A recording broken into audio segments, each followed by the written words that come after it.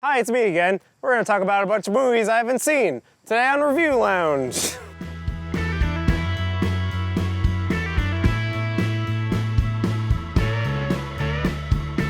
Well, we covered superheroes. Mostly, We covered these tentpole multi-movie franchises. We covered the horror films. We didn't talk about Deadpool. Is there anything worth talking about with Deadpool? I did like it. I'm not sure how much I'd like it if I saw it again. So I watched it a second time. Okay, so you got the perspective here. Yeah. And I also saw it only once and enjoyed it as like Well, I one-off. love Ryan Reynolds. I like seeing him be Ryan Reynolds, and this was a movie where Ryan Reynolds could be Ryan Reynolds. and not be like a cute love interest. No, yeah. Smiley guy. So it's fair to say, I mean, it was a great movie in a lot of ways. I mean, but the thing that didn't really stand up for me was anytime he was outside of the costume. I think that he's at the height of his powers when he's in that costume. Yes. Which I think says a lot for Ryan Reynolds and his voice acting and his acting and his body movement. And also the way they decided to make to give the costume eyes some expression and it has and also give it not a lot of expression. There's something really comical about watching somebody in a leather superhero costume get completely mutilated. It's kind of a monotone type thing. It's the comedy of being monotone as a physical being. Yeah. And I love how like dirty and like sweaty like his crotch got and stuff like that. Like, and they really played that up. It's a gimmick movie almost. And It was directed by a guy who this was his first feature. That's and amazing. He's 50-some. And he up to this point he had only ever directed video games and like trailers for video games. so that gives you hope. You can be a late bloomer like this Yeah, guy. it was apparently his last chance at really getting a giant project, and because he'd been working in the industry for years. Yeah. And this was like he just was so on board with this project and had a vision for it. And Ryan Reynolds, kind of like you, rode that pony until somebody... That's right. Ride that pony. Ride that pony until it works out for you. I mean, I'm sure it was ultimately to the benefit of the film that they botched it so badly in X-Men Origins Wolverine when they tried to do Deadpool then. Because Fox really had to kind of, eat crow over it. And let them go off and do it in a smaller way. They weren't going to try like a big reboot of it. And like a lot of old video games that had technical limitations, this had budgetary limitations. I think 60 mil. Which is nothing for a feature. I think that was to the benefit of this movie, and it will get a sequel. It's the highest I think it made them much more R-rated creative movie. with it. Highest grossing R-rated film of all time. And another not giant stakes thing. It's him and his girlfriend on like a container ship, and it's not. Well, at the end of the day, it's a movie about a guy trying to get the girl. Yeah. And that's all it really is. And to incorporate also lesser X-Men characters That was brilliant. Or to not those are my all my And to favorite rag parts. on it and to be like, it's obvious what's happening here. Yeah. But we need it for the story, and let's Like, have a you little could fun only with get it. 2 X-Men in Although You two are the only ones home every time I show up. It's a big house. with those fourth wall breaks, you could have $5 as the budget, and you can make it work because you just acknowledge your shortcomings and move on. Oh, yeah. And so I guess the real test is going to be how do they handle the sequel? Because if they kind of make it into this giant franchise that they're really trying to merchandise off of, it could lose a lot of The charm? a lot of the edge that makes it so appealing. Well, the one thing that's interesting is I don't feel like. Do you think there's going to be a huge backlash almost? Like, do you think a lot of studios are going to greenlight a lot of R-rated superhero movies now? Absolutely. I mean, that's what tends to happen. I mean, people have been talking about how maybe they shouldn't do that a lot. But yeah, I mean, historically, Hostel does well, right? Yeah. And so then in the next fiscal year, you're going to see 10 movies just like Hostel. Yeah. Because it was a surprise hit. So anything that's a surprise hit gets emulated. Yeah. But I hear that Old Man Logan, which is going to be the final Hugh Jackman Wolverine movie, that's set to be R-rated. Well, that makes sense in the X-Men canon. I don't feel like it will have that much of an impact. Like, even with Suicide Squad, there was this vague theory that they would R-rate it up based on the success of Deadpool, but I don't feel like that really happened. I mean, there is something a little bit sad to the notion that children aren't welcome anymore. Except that they're welcome to everything. I feel like they're so much more welcome than they are misplaced because they want people to come and see, well, everyone can come see Despicable Me. So what we'll do is we'll take the movies that are so obviously for kids and throw in the stuff for adults and try to make them 4-quadrant films But Deadpool wasn't good because it was R-rated. Deadpool was good because it had a vision. And part of that vision was an R-rated comedy. Yeah. You know, it's sort of in that same way that like South Park, Bigger, Longer, and Uncut. It just had a vision. Yeah. It was like, it's going to be this, and that's why we still watch that movie. It's refreshing. It's refreshing to have that R-rated vision, even though I feel like then you'll have the counter thing where people are like, we need an R-rated movie, and that's not the way to... Studios won't understand why it was successful. Same way that Guardians of the Galaxy was good because it had a vision. You know, it's like, it's not like, oh, people like team movies. Make another team movie. It's like, no, it's just a really good one. I don't even know what R-rated means anymore, though. I'm kind of shocked that to even hear now, and even though I know it, that Suicide Squad wasn't R-rated.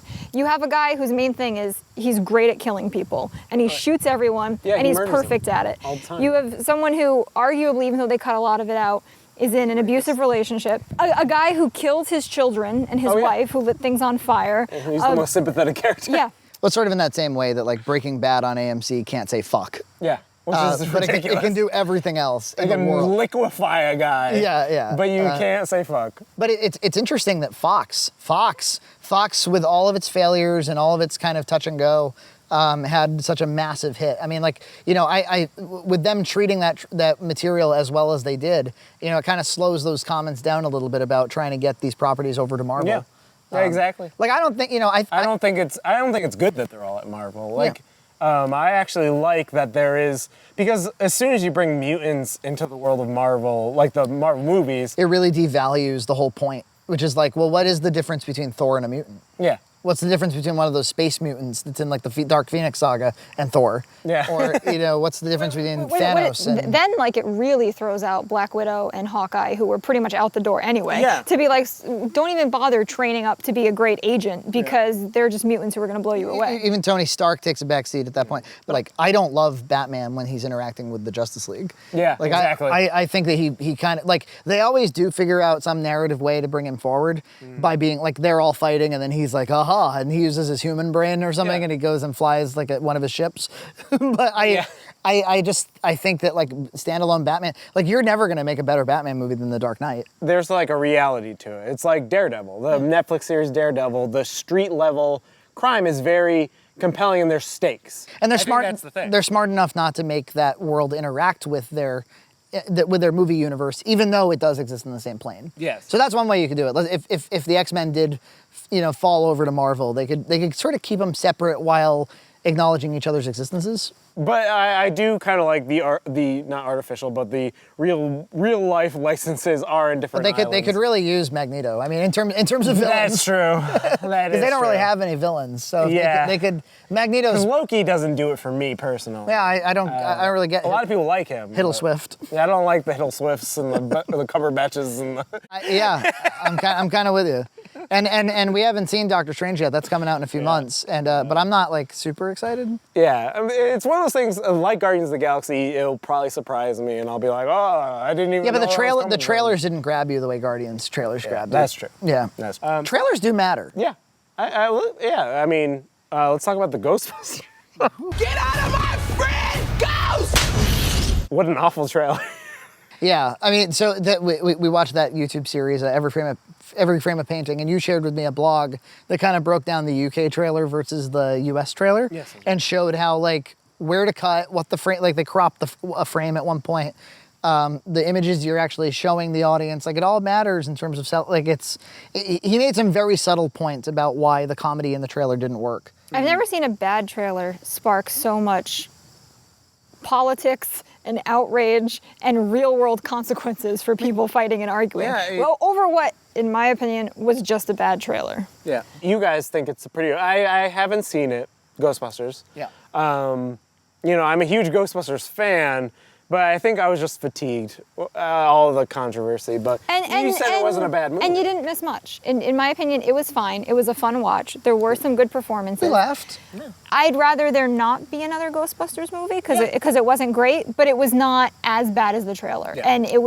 And the trailer made it look horrible. It's a modern comedy. That's all it really is, with some extra effects that modern comedies don't get.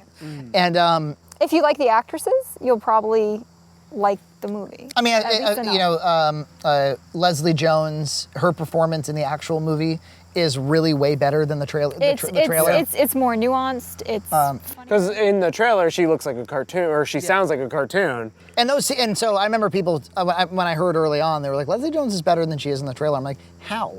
Is that scene that I saw in the trailer with the "Get out of my friend, Ghost"? Get out of my friend, Ghost! Is that in the movie? If it is, you're done. Yeah. But somehow, I mean, context matters. Movies are interesting in that way. I heard she was actually one of the more relatable characters. Yeah, no, I thought she really worked in it, and there was an interesting performance, to say the least, from what's her face from SNL there. I actually really liked her as well. Some people really ragged on her. Which one's that? The crazy one? Yeah, that the licks goggles. The guns? Yeah, she doesn't really have much of a character, but she has But she does funny things. She does funny things with her body. She does funny things with her voice. a very physical performance. It was fairly consistent. Like I have a problem with Melissa McCarthy now, where I think she mostly does in the moment whatever is going to be the funniest thing.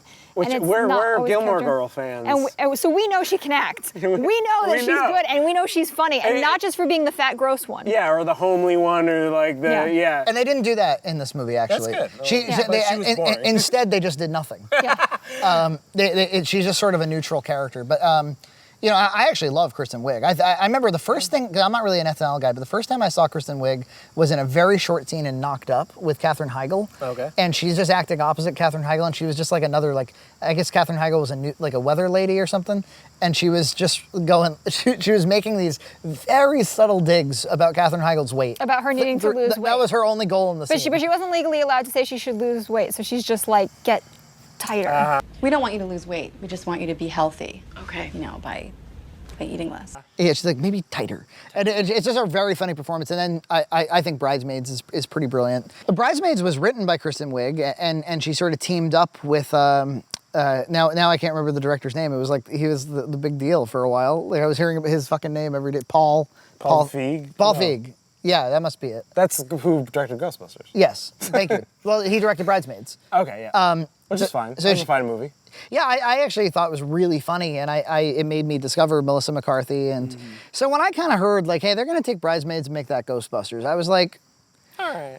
well, it's not as good as Ghostbusters 3. I liked the female cast they told me about more than I liked the various male casts That's they right. had talked about in the past. Ones that included like Seth Rogen or like Chris Farley at one point, or all these different iterations of the male cast.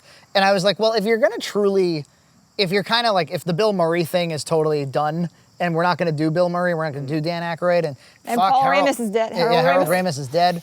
Then doing this sort of this female treatment of it, it's at least inspired to some degree. I mean, maybe it's a little cheap. it might shake it loose a little bit, where you're not just rehashing something that you shouldn't have touched. Are all the original, or the ones that are alive, do they all make cameos? Yeah, all three of them. Oh, they're terrible. It's actually the worst part of the film. Yep. Really? Bill Murray on screen is the worst part of the film. He doesn't make one joke. Do you think they do away with him very quickly. Dan Aykroyd goes, I ain't afraid of no ghost. As a cab driver. As a cab driver. And Ernie Hudson is Leslie Jones's uncle that provides her with the The hearse. hearse. So, do you think they regret not doing a soft reboot? Sony doesn't have a lot of properties at this point in terms of big IP to do big They had a tentpoles. terrible, terrible year. And if that's all we're doing now, if all we're doing is going back to the well, you got to go back to the only thing in the well. They were looking through their catalog and they go, why aren't we making more money with Ghostbusters? Ghostbusters is a huge cultural thing. And they really didn't want to involve Ivan Reitman. We know all this from the Sony hacks. Ivan Reitman, the original director of Ghostbusters, they didn't want him involved. They thought he was an old fogey.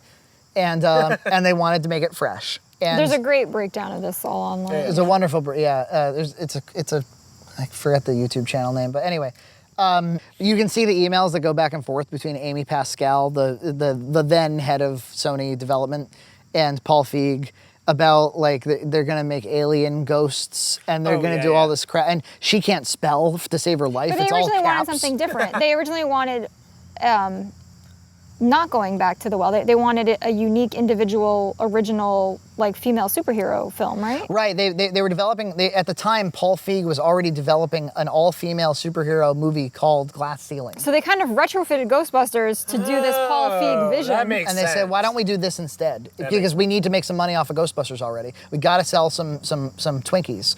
And Gotta sell some ecto cooler. And so, you know, for something that was brewed in a cauldron that cynically, to have sparked this kind of gender debate, I'm like, we need to talk about something that matters. Because believe me, they did not. This is not Sony launching a. This is not, you know, this is not them. This is not a feminist movement. This is a cash grab. This is a cash grab, guys, and. You know, I think after the big backlash on YouTube and how hated the trailer was, I think Sony wanted to launch an experiment, which is can you market a film off of accusing people of being bigots? And the answer is no, because can you make them spend their money to prove they're not? I mean, ultimately, sexist? If we're going to be totally objective in how things all shook out, you know, you had people wanting it to be a horrible movie or a great movie, and it wasn't either. And then you alienate the people who love the original Ghostbusters by basically calling them sexist. People who didn't come out to protest this film, but again, really, it wasn't a bad movie. They might have enjoyed it. They might have enjoyed it if you just stood out of this sexist debate. One of the big internet stories during it was James Rolfe, who we're all fans of. He's the angry video game nerd.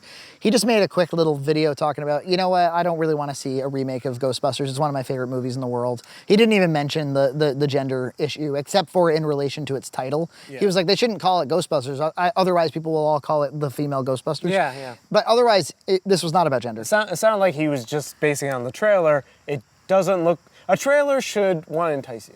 He saw the trailer, and that doesn't look like something he said, it's going to be a remake, I don't want to do it.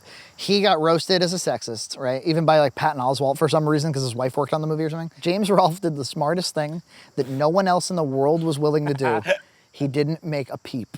He never, to this day, he has not acknowledged any of that firestorm. I respect that so much. You know what that's called? Don't feed the trolls. Like in the biggest, don't feed the trolls. In the grandest way. He never made a peep, and that's what Sony should have done. Yeah, they should have been like, no, we have a good movie. And they should have kept advertising it. They should have put out another trailer, tried to make it look better. Knock their socks off. I mean, they probably make it look better. They probably couldn't have prevented the Huffington Post from being like, oh no, you can't prevent the Huffington Post from anything. Giant fat male babies not interested in movie wearing because cargo dumb. shorts. Can I make a recommendation? If there's a headline and it's got an opinion pretty clearly in the headline, it's not news. Yeah. Don't read it. If it's on the Huffington Post, it's not news. Yeah, pretty much.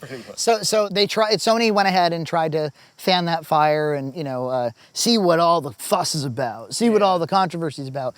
And the movie, I think, ended up making something like... I think it could have done a lot better. I think it hurt way more than it ever could. I think what hurt it a lot is also it doesn't have a good, like, global reach. And so China didn't want to show it, and because the paranormal stuff, which was always going to be a problem, is iffy. The budget wasn't cheap. I mean, it's a $150 million movie. So it's like if you can't have a global movie and you have that high budget, you're going to be losing some money. 217.8. 217.8. That's, I mean, those are pretty good returns. They probably... It didn't flop as bad as anybody wanted it to, and it didn't do as well as anyone wanted. But they didn't launch a cinematic universe the way they intended to. And that right there might be one of the... I mean, would you, if you were the head of a studio, I don't care, female, male, whatever, would you budget $150 million for a Ghostbusters remake? No. To me, that's too... Like, Ghostbusters is about people in janitor costumes, going around, running around Boston pretending to be New York, is shooting green screen ghosts. Yeah, that's the thing. The Ghostbusters aren't really action heroes. They just go like this. Yeah. And even this movie had to kind of come up with creative ways of making this more interesting, which is probably one of the filmmaking challenges of the movie. Well, I mean, if you think about the original Ghostbusters and how much they're actually busting ghosts in that movie, that climax. It's guys being funny. It's guys being funny. It's the characters. There's like 10 minutes of Ghostbusters. It's Bill Murray hating his friends and ragging on them the whole We've been time. rewatching it, like the same scenes over and over again, and we're just like, Bill Murray never takes the movie or the situation or the character seriously for a second. That's like, sounds like his film career. The Marshmallow Man is destroying the city, and he goes, "Why don't we just get this guy laid? There won't be any trouble. He's a sailor." And you're like, why are you joking? They're about to go through with a plan that's going to wipe out all of existence, and he's like, "I love this plan. I'm happy to be a part of it." He's being sarcastic, and it makes it wonderful. And Rick Moranis is so funny. And I mean, as much as we enjoyed it, and by the way, we saw it at Cinema Salem in Salem, Massachusetts. So we saw it in the ghostiest area of the country. But it's been 2 months since we saw it, and like I don't. It didn't age well in my brain. No. Much like, I mean, you know, did Knocked Up, for instance, age well in your brain? I mean, these are movies where people just kind of quip at each other. I walked away from it enjoying the good parts, and I'm remembering the bad parts more as time goes on.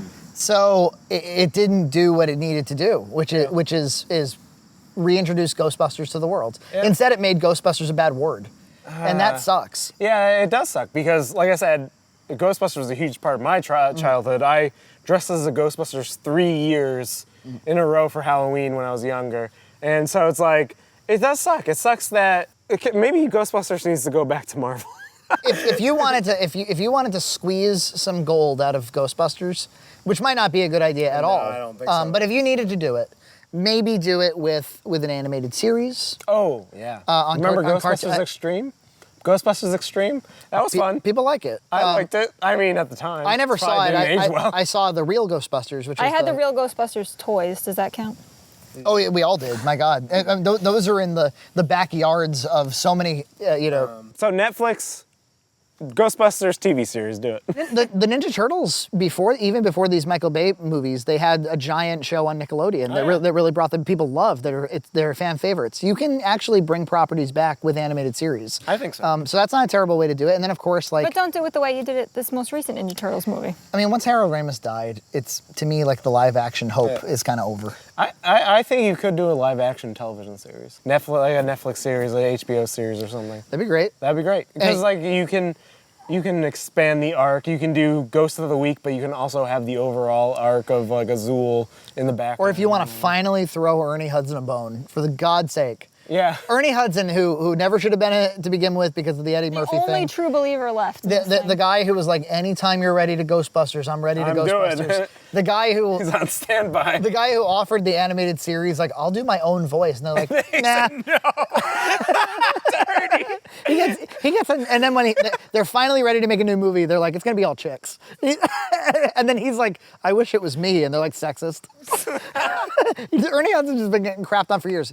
Make it an HBO series. Ernie Hudson reopens the Ghostbusters. It's just him. There's no Bill Murray. There's no Dan Aykroyd. Give him everything finally, and have him be like, I'm gonna go. Wouldn't that be great to watch a Winston show about him recruiting a new team? Yeah. I would watch that movie or show. Yeah. Anyway, there's other movies. Get out of my friend Ghost! Teenage Mutant Ninja Turtles: Out of the Shadows. I have not seen any Turtles movies. Do you like the Ninja Turtles? I did when I was a child, and I loved the movies as a child. Did you ever watch the Max Landis pitch of a Ninja Turtles movie that I sent you? I did, and it was fun. Yeah, I mean, it really worked for me. There are some great stories that could be told with the Turtles.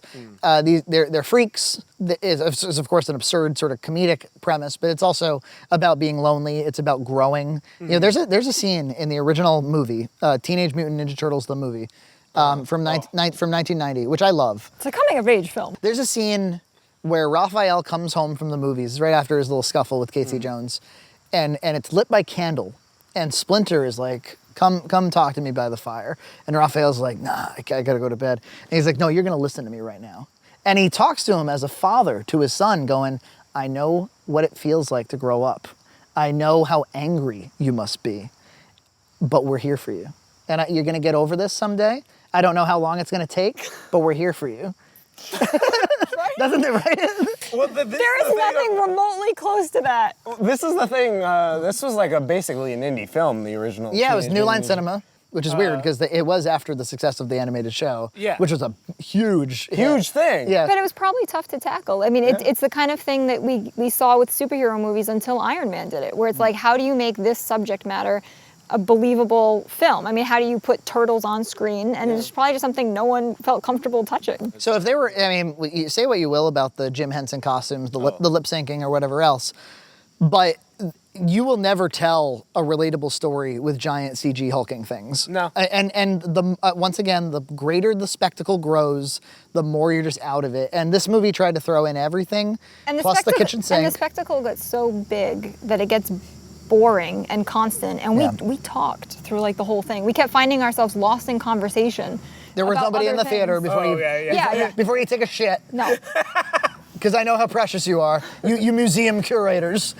So what you're saying, it wasn't a very popular film. Yeah, I mean, Or we went to a showing the that trailers. The trailers had us kind of pumped because they were doing like Run DMC's Tricky to it, and there's Bebop. Bebop and Rocksteady in a yeah. tank. And I was like, this is gonna be great. It ended up just I mean, the foundational problem with it, to quote Adam Carolla, was that it felt like it was written by a 14-year-old, and I don't just mean like 14-year-olds love boobs and explosions. No, I mean like the reading level. Like it was, the jokes were just kind of like clumsy, like the way a 14-year-old would not be able to tell a joke. And nothing led into the next thing. No. It was, and then he shows up, and then he shows up, and then he shows up. There's a whole and thing it's about like maybe we can turn into humans with the mutagen and stuff, and it actually doesn't go anywhere at all. It never matters. Yeah. They get Baxter Stockman in there. I don't really know why he's in the They movie. force Krang in there. Krang and Shredder have a quick scene together at the beginning, and you're like, what the simplify these fuck things. is this? And they retrofit Shredder because they fucked him up so royally in the first one that they kind of tried to retrofit him, and then he ends up not being, he's immaterial to the whole plot. And then the whole they have a technodrome, but it's only in pieces in the sky, so it's not underground. Oh, it's in the sky. It's in the sky. Everything's in the sky. It's in the fucking sky. And it just, and Bebop and Rocksteady are actually like, this is coming from me, like they're actually too fucking juvenile. Because their ass cracks are hanging out and they're farting. Oh, no. and they're like bumping bellies and stuff. And I'm like, what the hell is all this? Oh, and Casey Jones was... This is why I'm saying, let's leave these children out sometimes, okay? Casey Jones was messed up almost to Lex Luthor levels in terms of like, he's actually a cop in the movie. He's like a cop. The opposite of what he He's supposed to be like a weird vigilante, like. And we walked away just being like, well, that will never be repaired. Yeah. And then comparing that to the Max Landis pitch, which was about each turtle pursuing something individual. That really called something back to that first movie and growing up and being a teenager and being brothers and being family and like, what does this mean? I don't think it even really successfully sold Pizza Hut. Oh man. You know, like, remember, I think it successfully sold Pizza Hut to me? The original NES game. Yeah, me too. I think Pizza Hut must have an overall deal with Ninja Turtles because even in this first Michael Bay movie, there's a scene where like they get Pizza Hut and they're in New York and I'm like, you get like Pizza Hut pizza? Even though the pizza from the other Turtles movies is clearly not Pizza Hut pizza. It's New York giant slice, delicious looking pizza. So it was horrible, and I'm really bummed about it because I want to see some great Turtles content. Independence Day Resurgence. Okay, so I haven't seen it either. Yeah. So Take it away. The original movie, there's been a backlash to it lately, I think. Yeah, unfair. I think it's unfair too. I think it is 1996. And it was the best thing ever. If you want the source on this issue, you talk to Nina and I, because we watched it 4 times this year. We watched the sequel, and we're both sitting there going, "This is a piece of shit." And we were so sad. And we were like, "Isn't the first one great?" Yeah. And we went back, and I've seen the first one a lot of times, but we went back and we watched it. And we were like, "Yeah, it's so fucking great." Yeah. And not. Yeah, I mean, you could poke holes in that movie like crazy. The virus thing and the hammy acting and the we know. heart, but no. It's all part of a vision. Once again, Listen to the lines. Yeah. Watch Will Smith perform them. See what he says when and to Will who. Smith is A+. Yeah, I think this is peak Will Smith. Yeah. Like, you look at any of his movies, when I think Will Smith, I think Independence Day. Yeah. Every single time. And Men in Black 1 is a fantastic film. It's a great film. It's Yeah. an extension of Independence Day. It's almost the an same- extension. Yeah. It's really well balanced, and there's something really nice about watching the threat emerge throughout the first act, where you don't really know what it is. Are they friends? Are they foe? And then the first act break is about learning everything and then recovering for the rest of the movie. Yeah. So it actually sort of does structurally work. I think with the president getting the plane and stuff. No, of course it's retarded. Of course. No, we know that. That's not the point. It's like, so are turtles, so are mutant turtles. It's about whether or not the thing has a vision and it's balanced and it does the thing it intended to do. Independence Day 2 is bonkers. The coincidences in that, like you can't excuse. It's not 1996 anymore. I mean, I just don't even know. I don't know what fever dream made this movie. I don't believe that every character from the first movie's children have somehow all also become great pilots or political figures and are going to work together in the same way. But even if they did, if it was all if they were all a great cast and they were really, Wait, so it'd be it's fine. 20 years after, right? Yeah, so some of the setup is actually pretty logical in terms of where, like if I were to write an Independence Day 2 today, one of the things you would do, you'd be like, well, we know about alien technology, so it's got to be There's a bunch of destroyed alien technology. So it would probably be incorporated into our lives in some way, and it is. So they're like a little bit more advanced. And then, a lot of the plot is about how the aliens from that movie have other enemies in the galaxy, and whether or not we've been contacted by one of their Some of opponents. it kind of retrofits the last movie. It does a Battlestar Galactica where it's like what you didn't know during the first movie is they were also doing this other thing over here, and this is what we have to combat now. But there's like, This was their plan the whole time. there's some real over the top goofiness. Like Vivica Fox is in it, and she like. She was the exotic dancer. Yeah, she's Will Smith's like wife. She's in the movie, chicken or legs, girlfriend. bacaw. Yeah. There's a scene in Independence Day 1 where they're like flirting, and I said it like 1,000 times. That's what she said. And Will Smith goes, he's like, "What about those chicken legs?" Bacaw. She like dies on the top of a roof. Like with She some went water. from being an exotic dancer to now being a physician, She's like a and she was nurse. delivering a baby during the new alien attack, and she dies on a roof, and her son sees it from a plane. Yeah. Yeah. They're like Judd Hirsch is in a lot of it, a serious amount of it. He has a boat now, and there's like a tidal wave, and he's like, "I never should have gotten this boat." And then he gets like a bus full of children. He's driving across. So he washes up on some shore, and some kids with a car see him, and they pick him up, and he ends up with the kids, and then he gets to a school bus, and then he drives the school bus around with the kids. Okay, all right. So, me Sorry, watching school bus. Independence Day. Yeah. I thought, what would be great? More Judd Hirsch. Yeah. And I mean, I was happy to see him again. He's 80-some, and he looks Yeah. great, and he can be in the movie, and he's even kind of charismatic. But and he might have even been their best asset because No, Liam Hemsworth wasn't doing it. Jeff Goldblum was their best asset. Yeah. Jeff Goldblum, his scenes he pulls off. You think so? He pulls off the same character he played in the original. He just doesn't That's have him? he just doesn't have Chef anyone Goldblum. to act opposite. Every time he's in Bill Pullman, oh my God, you put those two across from each other, it's just sad. They should not have dragged Bill Pullman. Oh yeah, out of Bill Pullman is probably fine, but they decided to make him like the crazy old man on the mountain, and there's some stuff they do with him. Can I just spoil it? Is that okay? No, nobody can. They do some where Nobody's gonna watch they it if they basically haven't. need a suicide pilot, and he decides to be it. Oh, yeah. And it kind of ends anticlimactically where he's like, "Happy 4th of July." The whole thing is that it turns out that the mother alien, not the mother ship, the mother alien, a massive alien, right? A really big one. A big one. Okay. She has her Because you own, know what we need? A bigger one. Big alien. she has her own shields.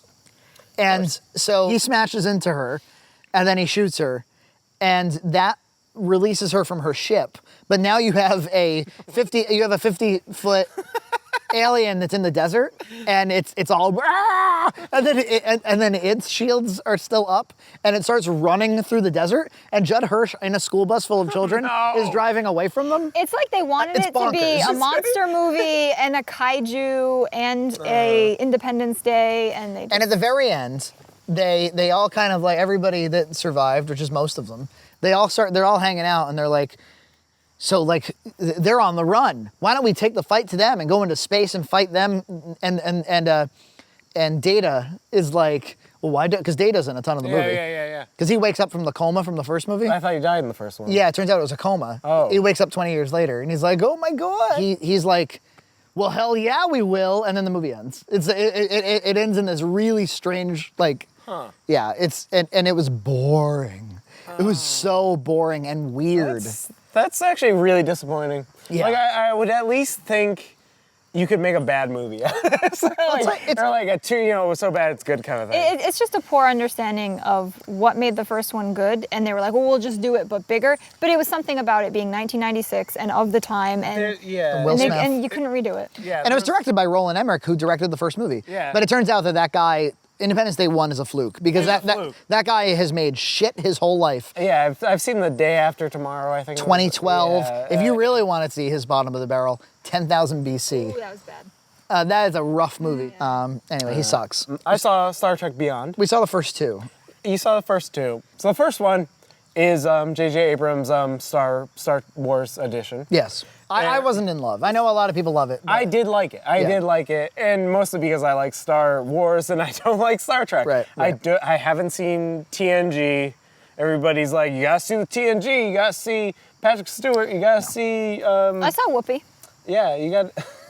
I don't know. For me, it was always Little House on the Prairie in space. Yeah. It was the thing that stopped The Simpsons from playing. I agree with you. I saw them on the holodeck with chicks in bikinis. Yeah. But the thing is, then J.J. Abrams did the second one, and that did not sit well with me. Like, it just felt too much like wink, wink. Sure. Look, I have Star Trek. That's the common criticism. Here is, these are things. These are things you know. Tribbles. Here's a tribble. Here's Khan. Here's this. Benedict Cumberbatch does nothing for me. If he was a new character, maybe that would be fine. Yeah. But the fact that they had to shoehorn in Khan, who was an Indian man. Yeah. A Spanish man playing Ricardo Montalban, playing an Indian man. Playing an Indian man. This one actually did work for me. Star Trek Beyond. Directed by, I believe, the guy who did Fast 7. Fast 7, yes, which is insane because this is actually the cerebral one of the series, and contrary to the promotions. To the promotions, which were like, it had sabotage, it had the everybody got upset because the movie looked like an action. Yeah, because it looked good, and people were upset. Oh, I don't want that. I don't want that. And they did. I think they did the best job they could to bring in the spirit of actual Star Trek. And I think maybe Simon Pegg did as a screenwriter. Probably had a huge hand in that because he's an actual fan of the series. Yeah. Yeah, Simon Pegg is also great in this. And Anton Yelchin this is his last performance as that character. What a bummer. I mean, he's a really good actor. Because he's a great. He doesn't have like a huge role in the film or in any of the films really. He's kind of a minor-ish character. Yep. But if they are going to do more, and J.J. Abrams says he's at least going to oversee more of them. Yeah. But overall, everything worked better. It feels like they watched the Plinkett review of the Star Trek. The original movie, or the Star Trek, right? Because they took all those hypercharged characters, they dialed them down, they took the Bones, Spock, Kirk triad, and they reinforced that more than like Uhura or whatever her name is, Uhura. Oh, Uhura. Uhura, yeah. You can see how big fans we are. I haven't seen a second of Star Trek TV, and it works out, because I really do love. What's the actor who plays Bones? Carl Urban. Carl Urban. Carl Urban, you got it. That dude played the bad guy in Pete's Dragon. Oh yeah. Which is like the saddest movie of the summer, and he just plays that guy that wants to kill the dragon for no fucking reason. Oh. That wants to capture him and somehow make money off of him. So Star Trek Beyond is more like basically a mission. Yeah. Of the Enterprise, so that's what makes it effective. It's instead of like, oh, the Earth is in danger. This is like we have to prevent Earth from. They always shoehorn Earth in these Star Trek movies. Yeah, and so this bring it back to. It brought it back to something a little bit lower stakes, which again maybe would help Suicide Squad. So it was just some station. Out in the middle of nowhere. I mean, doesn't it kind of feel like that's what they wanted to do all along with this franchise, was get the audience's attention with something large and then kind of feed them real Star Trek over time? Yeah, I think they should have done that with the second one. Maybe they wanted to. Maybe they were like, look at all this other stuff from the universe, but we're still trying to keep your attention. Yeah, but Star Wars Episode 7 didn't come out yet, so J.J. Abrams had to try again, I guess. Yeah. Idris Elba. He played the villain, and he is kind of like a stereotypical villain, but covered in makeup. He was the weakest part for me, but everything else was good. Focus on characters. Spock figuring out what he should do, because he's basically the last of his species, or there's very few of his species left after the planet of Vulcan explodes. So he's trying to figure out if it's even like right to do what he's doing. So. To me, he's the most compelling character. Like, if I were to have to write one of these movies, I probably would. So, Spock is the one that's struggling with himself, struggling with his identity, his place in on the the team, universe. his place in the universe. Yeah, so it's an interesting character. So, good movie. I recommend it. So, I mean, we're almost out of movies. The only other one that was kind of a big blockbuster that we saw was Jungle Book. Jon Favreau of Iron Man fame, his Jungle Book movie, which also had Idris Elba as the villain. He plays Shere Khan. Pretty mind-blowing CG across the board in terms of the animal CG. They had a pretty good child lead, although I thought he was the weakest thing about the movie. Oh, yeah. Bill Murray, his best performance in years as Baloo. I love Ben Kingsley as Bagheera, the panther. Really good treatment of the material. I mean, it is Disney's The Jungle Book, so we're not going back to whatever. Do they do songs? I didn't. They do music and one song. No, they do two songs. They do there's a sequence where they're kind of introducing that Mowgli and Baloo are getting to know one another, and he kind of just sits on Baloo's belly while they're going down river, and they sing bare necessities in kind of a sloppy way. Like it's not like a full blown musical number. They're just like bare necessities, and they're just kind of enjoying it. So it's not a musical number, but it is. They do sing the song, and then there is okay. So maybe that's kind of what you meant because there actually is a number. And it's King Louis, Christopher Walken as King Louis, which is just interesting. I mean, a bold choice. It's been a while since I've seen Christopher Walken in something, and I've thought that was good. Well, I mean, seeing him in Hook was horrifying. Peter Pan. Yeah. Same as Hook. They did the Peter Pan live musical, and he's forgetting his lines the whole show and stuff, and he's like, the pan. They found a mother. Whew. It's nice to have a mother.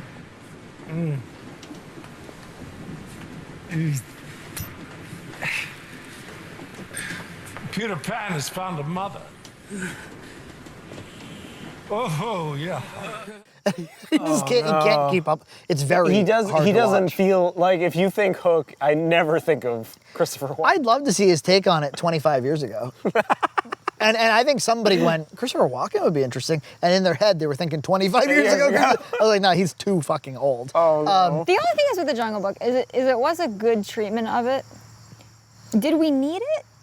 Did Jungle Book need like a redo? We don't need a lot of things. We don't need a remake of Beauty and the Beast, Nina.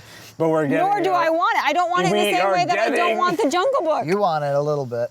When you see that trailer that's like, da, da, da, da, da, yeah, but then I see Hermione and I'm like, ugh. Yeah, just keep her out of it. I know. Why couldn't we have gotten Anna Kendrick in there? Yeah, Anna Kendrick should have been April O'Neil. She should have been Belle, I guess. She should have been everything. I nominate her for everything. We like Anna Kendrick for some reason. She just feels kind of right a lot of the time, or she's not too much of this or not too much of that. She can kind of play the innocent female of something. Yeah, but she's also kind of fun. You know. Yes. I can see that. I just don't need any more Bryce Dallas Howard, Kate Mara, Jessica Chastain. Like, we get it. These three all look alike, and you've cast them in everything. Johansson. Christopher Walken does I Want to Be Like You. So he's like, I want to be like you. And it's like he's not really singing. It might not be him. The song part, they might have gotten a Christopher Walken impersonator. Yeah. Yeah. And you'll never hear about it. I don't keeping think their so, lips because sealed. they weren't really singing. Oh, and then in the credits, they fit in some of the other songs. Like they had Scarlett Johansson sing Trust in Me. In like some of the score, they had like notes of some of the other songs. It was, I mean, for a green screen movie, which is what this is. It's all green screen? So Yeah, I mean, they're not shooting in the jungle. they aren't anymore? You go shoot it. Well, if you already have these, because then you would have to have all this CG reference in a jungle environment. That's true. It'd be really hard to shoot. So is it just a real boy in a Real boy in a CG world? in a soundstage, yeah. But it looks good. Jon Favreau is a really inventive filmmaker. I mean, he sometimes he strikes out. You know, Iron Man 2 wasn't so hot, and we can find some not so great Jon Favreau movies, but he did Elf, he did Iron Man 1. I love Elf. Jungle Book was good. I recommend it. In this lineup of live action Disney remakes, I thought it was a pretty solid one. So out of all the things you've seen, let's just say this summer, what would you think was your favorite? Civil War is the highlight. Civil War is your highlight? Civil War is the one that I'm looking forward to on Blu-ray the most. Yeah. To revisit. I am, definitely. Not my favorite movie, but probably my favorite kind of thing. I actually really liked Suicide Squad. I liked what it's going to kick off. I liked Margot Robbie in it. I'm hoping that it means better things coming for DC, and I liked seeing Will Smith again. There was some moments that really surprised me and that I found really enjoyable. We were having a great time at the movies when we saw Suicide Squad. Yeah. You know, if you can rate a movie based on were you happy that you spent the money? Yeah. You know, $10. Was it $10 well spent? Yeah. And it's like, yeah, it definitely was. It made me excited for other things. Even though I thought, you know, Civil War is probably a better movie and a one-time viewing experience, I kind of know what I'm getting from Marvel. I know what direction that's going in. It's going to be great, but I'm not excited for anything that's coming from it. I get it. I know where we're going.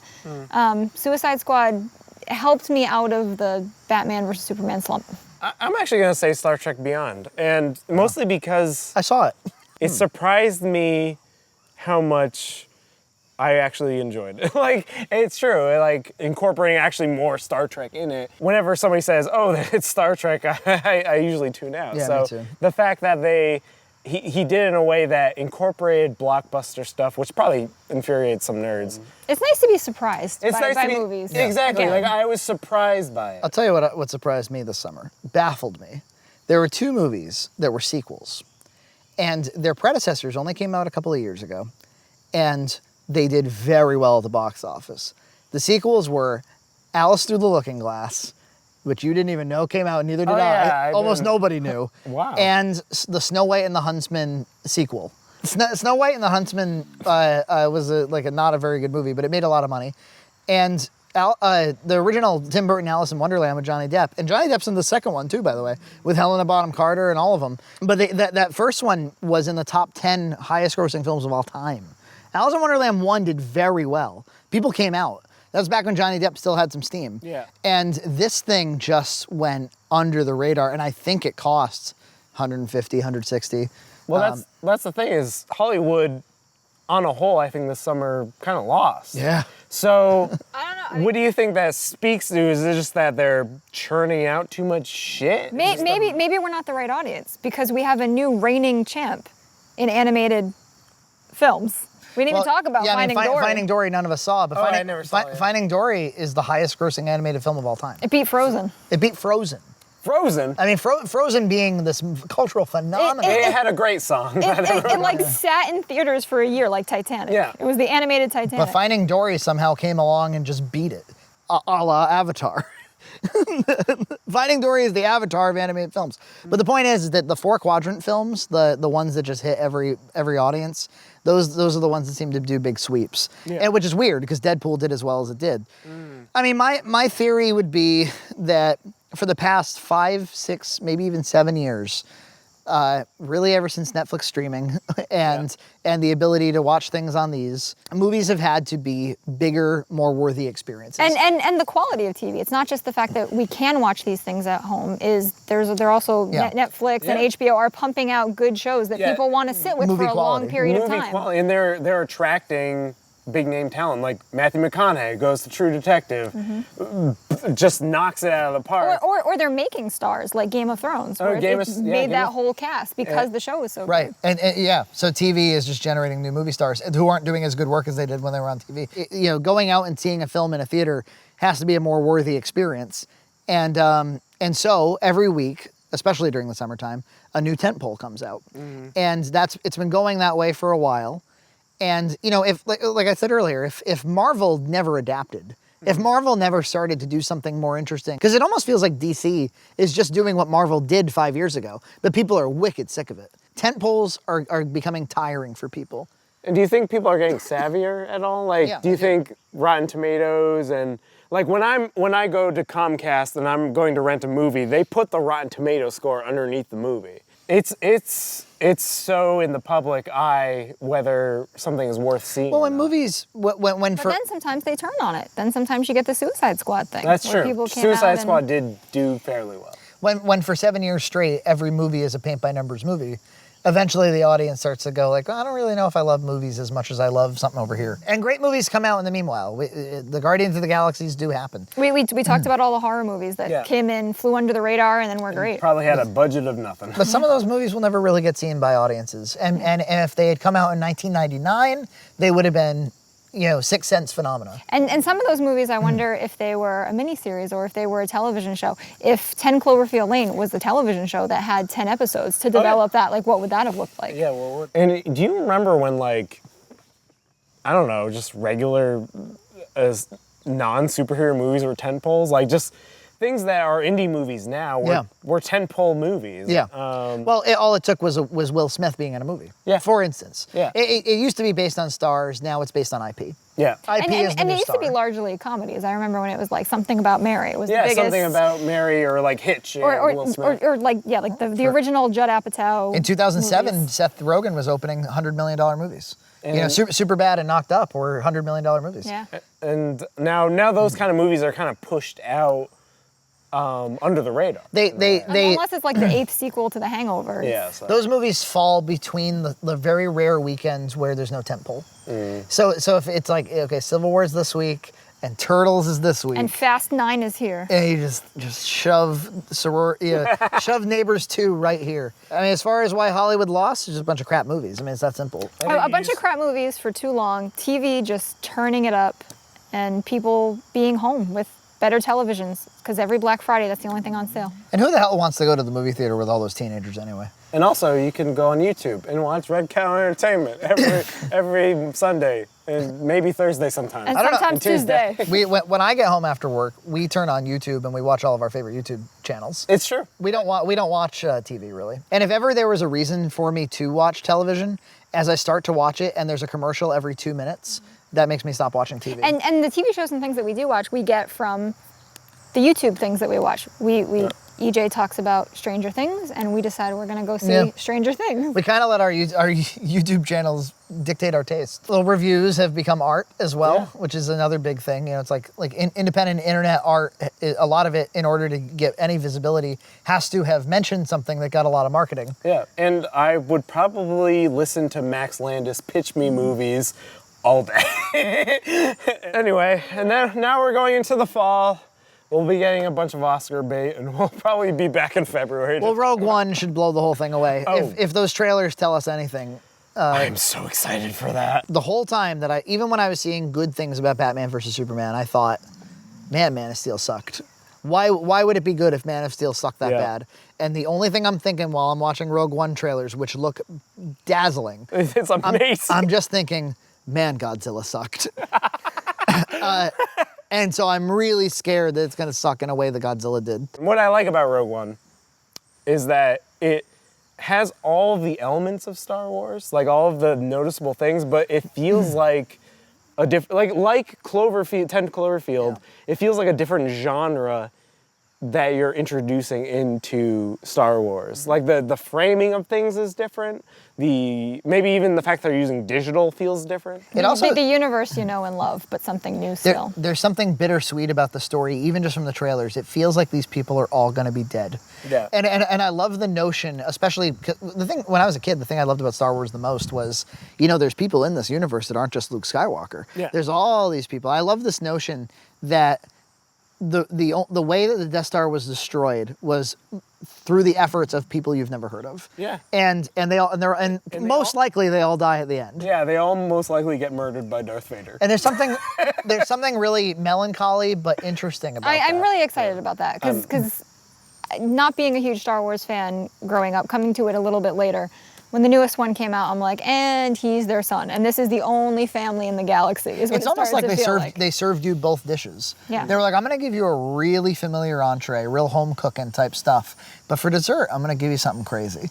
I'm gonna put a little crack in it. Once I've made you happy with episode 7, I'm gonna. And I'm a dessert first kind of gal, and I'm interested to see where that goes.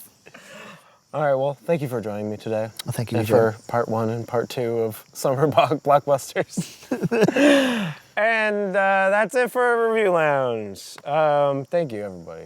Good night. Good night. Good day. Good day. I got my whiskey, and I'm gonna go home. It was long, but who gives a shit? Who gives a shit?